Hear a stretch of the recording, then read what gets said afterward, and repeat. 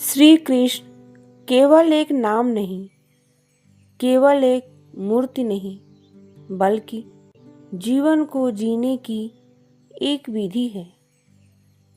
जब कोई दुख में होता है तो वह कृष्ण को याद करता है। जब कोई सुख में होता है तो भी अंत में यही कहता है, सब कृष्ण की कृपा है।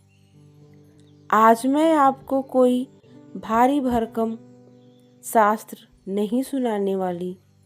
आज मैं आपको कृष्ण की वही लीला सुनाऊंगी जो आपने सुनी तो है पर समझी नहीं। आज की कथा है माखन चोर श्री कृष्ण की लीला। लेकिन ध्यान से सुनिएगा, यह कथा माखन की नहीं, यह कथा मन चुराने की है।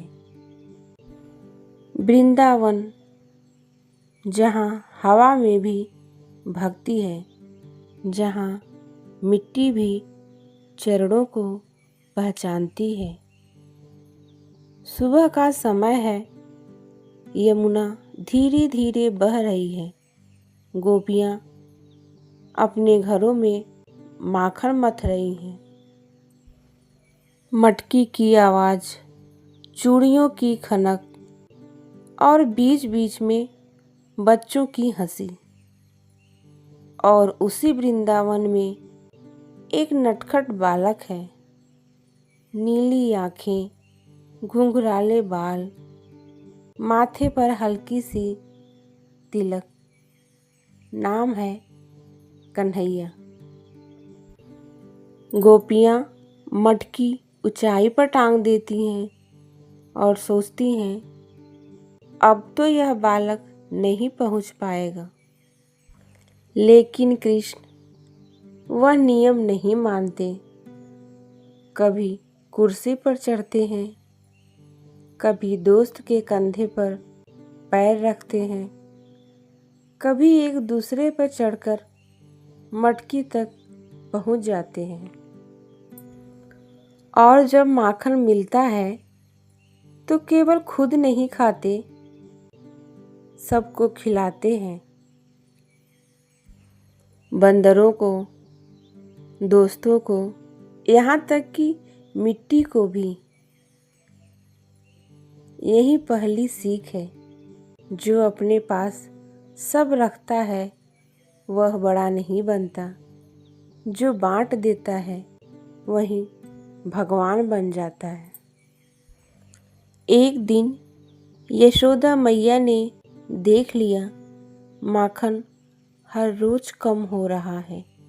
उन्होंने कृष्ण को बांधने का निश्चय किया। रस्सी लाई गई, लेकिन छोटी पड़ गई। दूसरी रस्सी, वह भी छोटी। पूरे घर की रस्सियां जोड़ दी, फिर भी 2 अंगुल कम ही पड़ा। क्यों?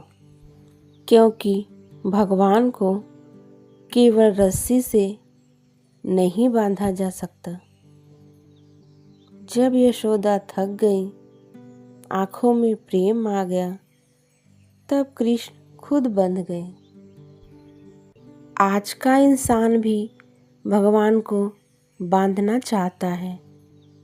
कहता है, मैं मंदिर गया, दान दिया, व्रत रखा, लेकिन प्रेम कहाँ है?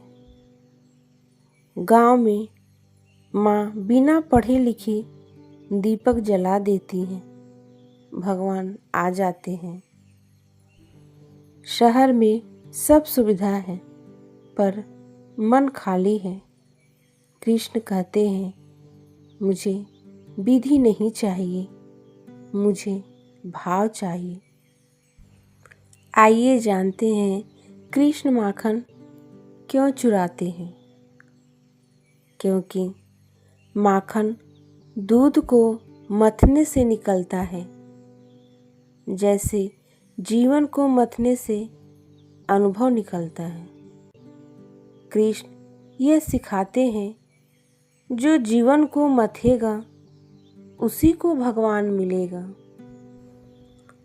अब जरा आंखें बंद करिए और कल्पना कीजिए, कृष्ण सामने है, हाथ में माखन है, मुस्कुरा रहे हैं।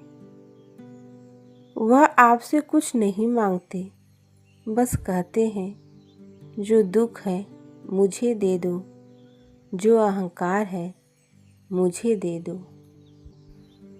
आज अगर आप कृष्ण को समझ गए तो जीवन आसान हो जाएगा, क्योंकि कृष्ण जीवन को हल्का बनाते हैं। अगर यह कथा आपके मन को छू गई हो तो इसे किसी और तक पहुंचाइए, क्योंकि कृष्ण अकेले नहीं रहना चाहते, वह सबको साथ लेना चाहते हैं।